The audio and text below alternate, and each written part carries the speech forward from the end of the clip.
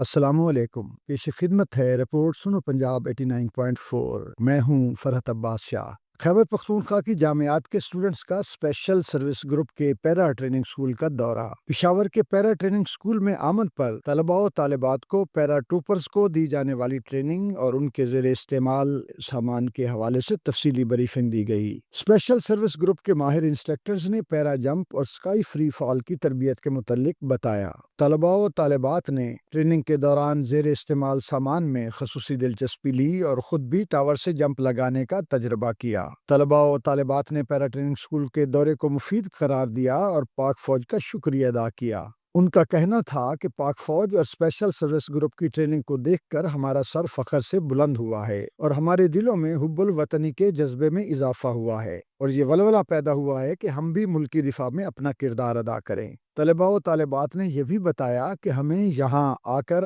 اور اپنی آنکھوں سے دیکھ کر پتہ چلا ہے کہ کس طرح پاک افواج جان پر کھیل کر اپنے ملک کا دفاع کرتی ہیں۔ ممتاز ناول نگار و عسکری تجزیہ کار اسد محمود خان اور پاکستان رائٹرز یونین کے senior vice president Ali Nawaz شاہ کا کہنا تھا کہ ISPR نے پاکستانی نوجوانوں کے ساتھ باہمی مکالمے اور انٹریکشن کی جو روایت قائم کی ہے، اس سے نوجوانوں اور افواج پاکستان کے درمیان محبت اور اعتماد کے رشتے میں مضبوطی آئی ہے۔ پاکستان زندہ باد۔